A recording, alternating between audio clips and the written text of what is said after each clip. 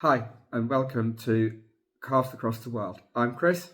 And I'm Nicola. We are so excited to take you on this adventure with us, going from one adventure at a time, one country at a time. Today is a very special day for us because obviously this is our first ever video. So please, guys, be kind. Join us on our journey, and we will try and improve wherever we go along. And we can only do that through your feedback to try and help us along on our journeys. And what is even more special today is that where we are today, is in Linz, which is where I'm from originally. So I would really like to you guys to come along on a journey and see the city that I was born in and see how beautiful this country is. We have done some practice videos around the area, which we'll sort of post along the side of this as well a little bit. So let's just have some fun and let's crack on.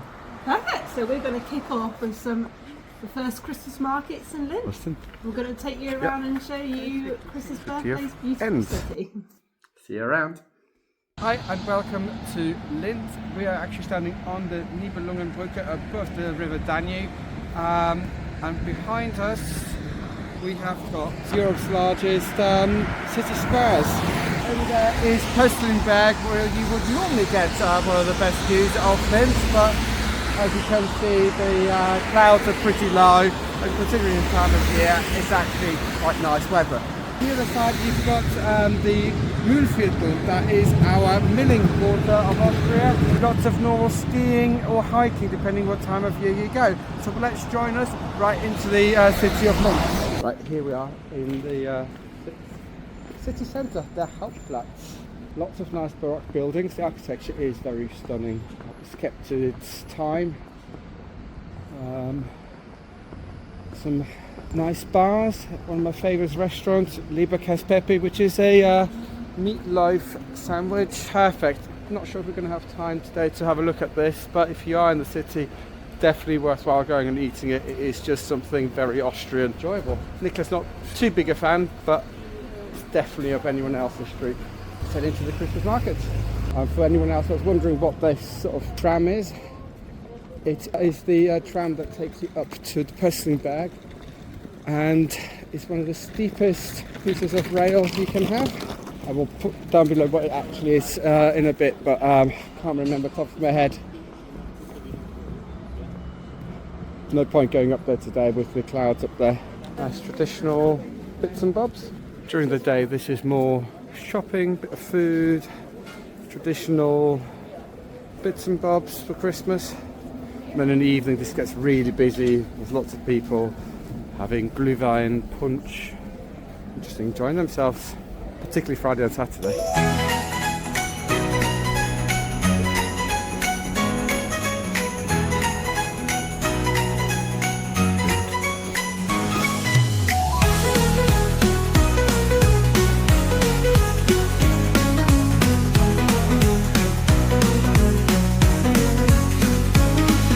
What are you making of it, Nicola?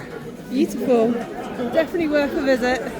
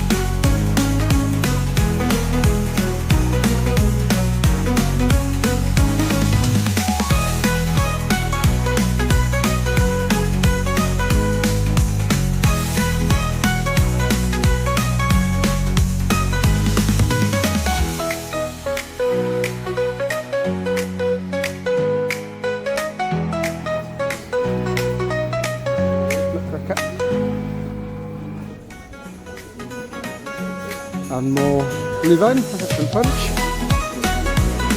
Yeah.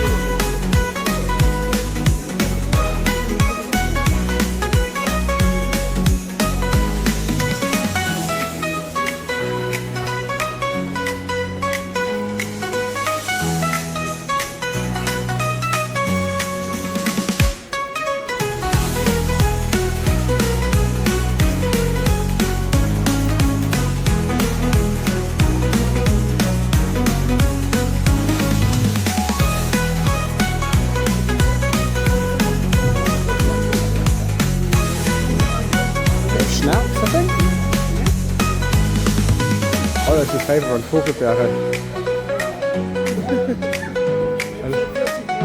40%?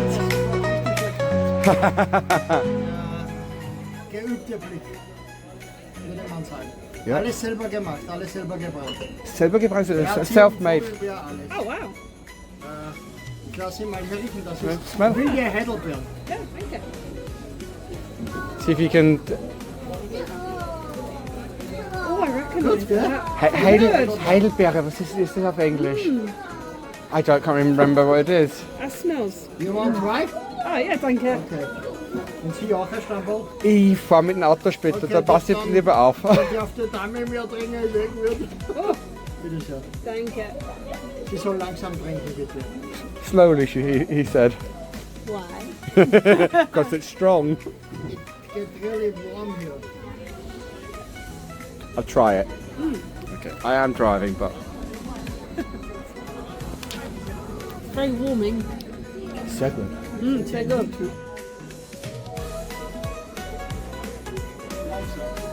Slowly. That's really nice. Sehr gut. Das was 20%? Das ist der 15%. 15. Und das ist das Ingetränk in der Schickeria in Österreich in den Lokalen. This is very Christmassy. Yeah, it's very Christmassy, yeah? Should we get one this? Yeah. Okay, es gibt jetzt. Okay, so that's 2 purchases. This is what these places are really dangerous for. Right, now that we've done the Christmas market, went around just by ourselves for one more, just to have a little look. Got another bottle of schnapps from Nicola, of course. We're going to head off now into the old part of town and wander around and look at the old cobbles and everything. And for your bike race enthusiast, Mark Cavendish won the bike race. Good 10-15 years that was done here.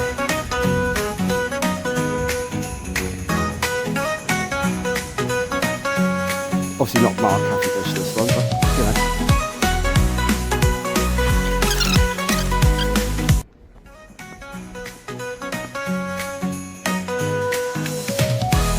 Belgian bar. Considering we've got some really good beers in Austria's. Not necessary, but hey. Right, let's head up to the palace, just up there. I think it's free entry, you don't need to pay to look around on the outside. And often enough has got some sort of various museums.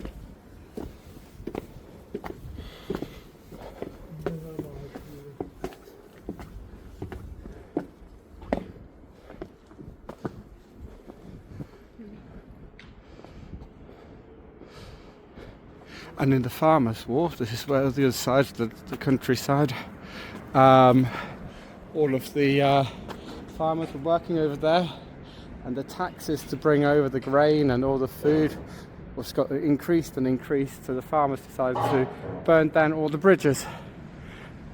They were charging people to go over. It's part of the one of the farmers' wars that we had here in Linz.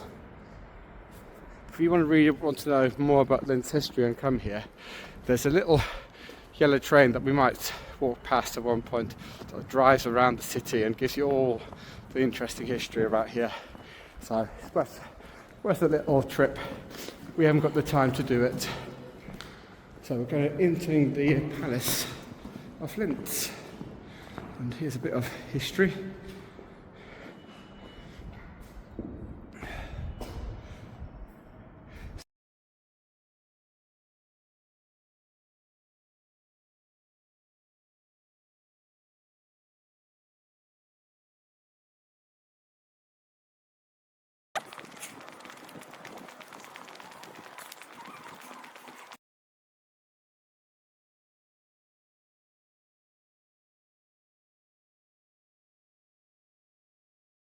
That's one of the views I was going to tell you about. The view of the two cathedrals. And lots of churches. Part of Austria's national anthem is Land of Cathedrals. We've got the new Cathedral of Linz. If you move over, just behind that church tower, those two spires behind, those tiny ones that you can't just about see where the crane is. That's the old Cathedral of Linz. And behind it, where all the industry is and all these clouds are coming up, there's a water vapour, by the way, no pollutants here, just water vapour. That's first Alpine, which is Austria's largest steelworks and was constructed for World War II, as you can imagine, right? And there you go, the view of two cathedrals in one city, lots of churches. And the Danube again, just to the left as I'm panning over. There you go. I mean, it's a beautiful city, but I will say that because this is where I'm from originally, so my heart is partially here. Right, I'm going to just leave you with one last look before I switch off. We'll head over here next before heading back into town and back down.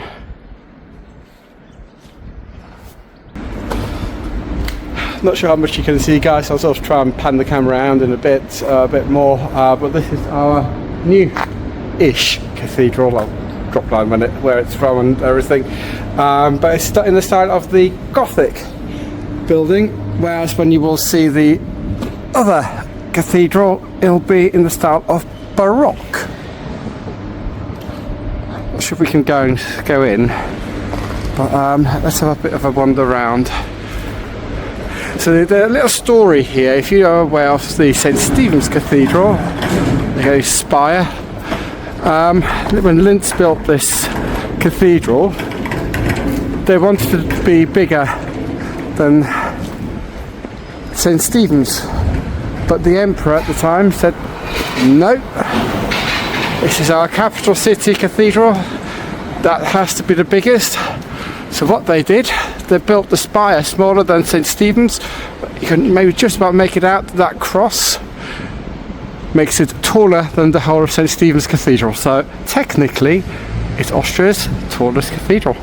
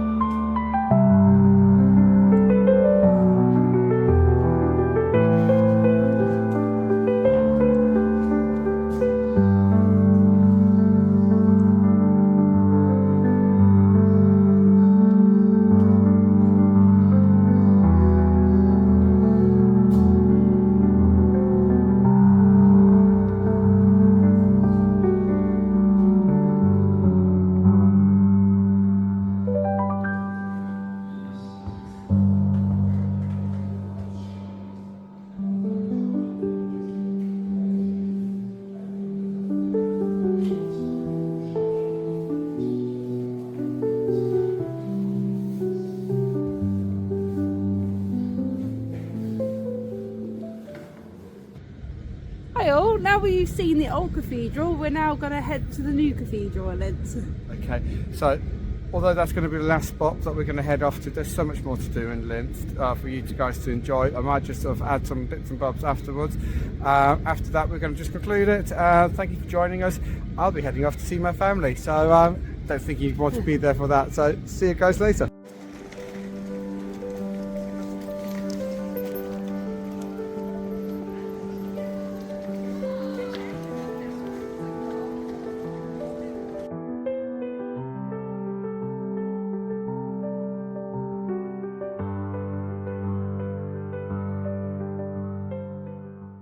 As you can see, we're now back home from our trip, and as I come to the end of editing our first video, I do feel a little embarrassed that I dragged you all along to the wrong place at the end. Thank God for Google stock images to at least show you the old cathedral through images. It's not what I really wanted to do, but it's what I've got at the moment. I'm really sorry. As you can see, Linz is not the biggest city, however, it has a lot to offer. And if you do decide to visit, particularly, it's ideal if you're travelling in between Salzburg and Vienna. Just stay for a couple of nights, maybe one if you haven't got that much time. There is actually a lot more to do than the eye meets. There's loads of places to eat and drink, shopping centre, and a great shopping street. It has a number of museums, from art to history, but one of my favourite museums is Electronic Centre, which is the Museum of the Future, which is highly interactive. It's a science museum, but it's really great, really interactive. It's for little kids to old adults. So really, I would really encourage you to go if you've got, particularly on a rainy day, but also on a nice day, it's quite nice as well. But it's Linz overall, it's just a beautiful city. As I said, I am biased, so I do encourage you guys to go. So I hope you enjoyed seeing what I've showed you so far. There is a local town called Wels, which is about 20 minutes drive, if that, from Linz, where we went, Nicola and I went with some friends to a Christmas market. It's a beautiful little town, well worth your visit. And if you're there around the Christmas market time, it's stunning in the evening. It's all lit up, it's beautiful, and there's loads of little places and bars and pubs that you can just sort of stop off, grab a bite to eat or something to drink as well. The part of the trip, it was Nicola's birthday as well, so the family that we stayed with took us to a local chocolatier, which was 5 minutes around the corner from where they were living, which, by the way, it is in the middle of nowhere, so I'm not sure if it's easy for you guys to get there. You might need a taxi if you're staying in Linz, but I'll put the details of the chocolatier below. They have a museum there that you can walk around. It's €14, I believe, per adult, but it's all you can eat chocolate. It's amazing. I'll add some pictures as I'm talking along here.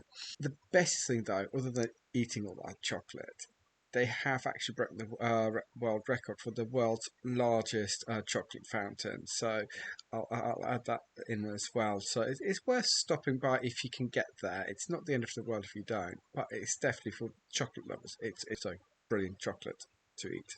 But for now, thank you again. And if you enjoyed watching, hit subscribe, hit like.